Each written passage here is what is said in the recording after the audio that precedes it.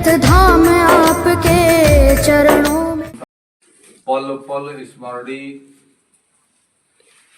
संत सम्राट सतगुरु कबीर साहब आज पांडाल में बैठी हुई मौनी गजराज सिंह जी और हमारे ज्येष्ठ शिष्य त्यागी जी, उसके बाद जगदेव जी, उसके बाद चरणदेव जी, सभी को मेरा प्यार भरा साहिब बंदगी और श्रोताओं के लिए मुदमंगलमय संत समाज, भक्त समाज, भक्तमती देवियां, प्यार करने योग्य नन्हे मुन्ने बच्चे, अभी कुछ आदेश हुआ है कि साहिब कुछ विचार अपने मुझे दें, तो मुझे एक कबीर साहब का शब्द याद आया कि खसम बिन तेली को बैल भयो, खसम बिन तेली को बैल भयो, बैठत नाय साधु की संगत नादे जन्म गयो, खसम बिन तेली को बैल भयो। अब विचार करने की बात है। एक तो खसम होता है किसी स्त्री का पति, उसको भी खसम कहा गया है, और यहां खसम का अर्थ है गुरु से। बगैर गुरु के कल्याण नहीं हो सकता है, और हर क्षेत्र में गुरु होता है। राजमिस्त्री का गुरु होता है, मकान बनाने वाला, वो सिखाता है तब मकान बनाना सीखता है। एक इंजन का कारीगर होता है, उसका भी गुरु होता है, उसको भी मतलब जो है जब कारीगरी सिखाई जाती तब वो सीखता है। कारपेंटर को भी कारीगरी सिखाई जाती, उसका भी गुरु होता है। इस तरह से काफी गुरु होते हैं, और एक गुरु होता है कल्याण मार्ग को दर्शाने वाला, और एक और होता है गुरवा। गुरवा और गुरु में बहुत बड़ा अंतर है। अब गुरु किसे कहते हैं और गुरवा किसे कहते हैं, समझिए इसको। गु माने अंधकार, रू माने प्रकाश। जो हमें संत या कोई भी गुरु, कोई भी महापुरुष अंधकार से प्रकाश में ला देता है, उसे हम गुरु कहते हैं। और गुरवा वो होते हैं जो अंधकार में ले जाते हैं, प्रकाश से पाखंड की तरफ मोड़ के ले जाते हैं और जीवन बर्बाद कर देते हैं। इसलिए गुरु और गुरवा में ये अंतर होता है। तो खसम बिन तेली को बैल भयो, बैठत नाय साधु की संगत। कई संतों का संग है तो उसके लिए समय नहीं मिलता है। कहीं से लोग जा रहे हों और रास्ते में कुछ लोग बैठे हों, कहते भैया चलो सत्संग सुनने चलोगे? अरे भैया तुम जाओ, हमें तो समय नहीं है सत्संग सुनने के लिए, तो वहां के लिए समय नहीं है। और मैंने कहीं कहीं देखा है लोग ताश खेलते हैं, जब वहां कोई उनके यार दोस्त पहुंच जाते हैं, भैया क्या हो रहा? अरे भाई क्या बताएं, समय काट रहा हूं। तो ताश समय काटने के लिए खेलते हैं, लेकिन संतों के संग के लिए समय, सत्संग के लिए समय नहीं होता है। बैठ नाय साधु की संगत नादे जन्म गयो। नादे जन्म कैसे गया? खसम बिन तेली को बैल भयो। तेली का बैल का क्या होता है कि पहले कोलू चला करते थे, सरसों से तेल निकालने के लिए, गरी से तेल निकालने के लिए, मूंगफली से तेल निकालने के लिए, तिली से तेल निकालने के लिए। जब तेल निकाला जाता था तो उस कोलू में बैल चलाया जाता था। जब वो बैल उस कोलू में चलाते थे तो उसकी आंखों से पट्टी बांध दी जाती थी। होता क्या था साथियों, वो बैल सारे दिन चलता था कोलू में, और घूमते घूमते घूमते घूमते थक जाता था। लेकिन जब उसको वहां से निकाला जाता, जब उसको ढीला जाता था और जैसे उसकी पट्टी खोली जाती थी आंख से, तो न कोई कहीं गया और न कहीं आया, वहां का वहीं घूमता रहा। तो ये क्या है? ये गुरवाओं की बात है, ये पाखंडियों की बात है कि वो उसी घेरे में रखना चाहते हैं, उससे बाहर नहीं निकलने देना चाहते। जैसे एक तेली का बैल सारे दिन चलता है और घूमते घूमते वहीं अपना जीवन यापन सारे दिन का कर देता है। बह बह मरो पचो निस्वार्थ, यम को दंड सयो खसम बिन तेली को बैल भयो। बह बह इन दोषी कर्मों में बह जाते हैं लोग। कोई दारू पीता है, कोई व्यभिचार करता है, कोई चोरी करता है, कोई डकैती डालता है, कोई अनाचार तरह तरह के करते हैं, लेकिन समझ नहीं पाते हमें क्या करना है। बह बह मरो पचो निस्सारथ, यम के दंड सयो। यम कहते हैं जमा हुआ अध्यास। यम वो नहीं जो कि जब जीवन लीला समाप्त होती लोग कहते वो तो जम ले गए भाई, उसको जम ले गए, वो जम नहीं, जमा हुआ अध्यास। जिस व्यक्ति के अंदर जैसा अध्यास जम जाता है उसी को वैसा ही सपना होता है। रात में अगर जो उसने सत्संग सुनता रहा है और सत्संग का अध्यास बसा हुआ है तो उसे रात में सपने में सत्संग सुनने के लिए मिलेगा। और यदि उसने कहीं डकैती डाली है, चोरियां की हैं, उसका अध्यास बसा हुआ है तो सपने में वही चोरी डकैती डालेगा जाकर के। और आपने देखा होगा चित्र देवी का, काली का, जिसके बड़े बड़े दांत होते हैं, जीभ निकली होती है, बार बिखरे हुए होते हैं, ऐसा चित्र जब दिखता है और उसका अध्यास बस गया, जब स्वप्न होगा तो वही चित्र दिखाई देगा।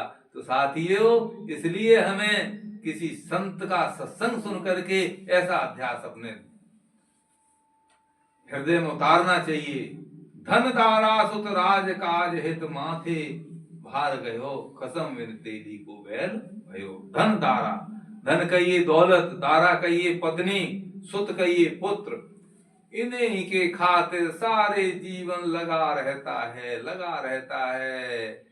कोई सदकर्म नहीं करता है अपने जीवन के कल्याण के लिए, उन्हीं में लगा रहता है। और मैं तो ये विचार करता हूं, इस मनुष्य से तो पशु अच्छा है, पक्षी अच्छा है। पशु पक्षियों के बच्चे छोटे छोटे होते हैं तो सभी माताएं बच्चों से प्यार करती हैं, खाना खिलाती हैं, उनसे प्यार करती हैं, उनको मतलब जो है अन्य अन्य पशुओं से, अन्य अन्य पक्षियों से उनकी रक्षा भी करते हैं। लेकिन जब वही बच्चे बड़े हो जाते हैं तो उनको मार मार के भगाते हैं कि जाइए अब तुम खाने पीने लायक हो गए, चलो फिर वो जा करके। लेकिन मनुष्य क्या करता है कि हाय बेटा हो जाए, एक बेटा हो गया, बेटी हो जाए, बेटी भी हो गई, हम बेटा बेटी की शादी कर लें, बेटे बेटी की शादियां भी कर लें, अब की नाती हो जाता है, देवती देवता हो जाता, वो भी हो गए। अब उनका देवती देवता पे नाती और नातिन पे प्यार बढ़ जाता है। जब नाती नातिन हो गए फिर उनकी शादियां की, अब सोचते अब पंथी और हो जाए, तो इसी में लगे रहते हैं। लेकिन इससे पशु पक्षी अच्छे हैं, जबकि उनके बच्चे बड़े बड़े हो जाते तो मार मार के भगाते कि जाओ चलो जा करके। झूठी मुक्त आस जीवन की, उन प्रेत को झूठ खयो खसम बिन तेली को बैल भयो। झूठी मुक्त आस, अब मुक्ति की बात कहते हैं, मोक्ष की बात कहते हैं। ये जो मोक्ष और मुक्ति को पहले तो समझ लें, तो मुक्ति और मोक्ष की बात करें। ऊपर आसमान पे न स्वर्ग है और न कहीं नरक है।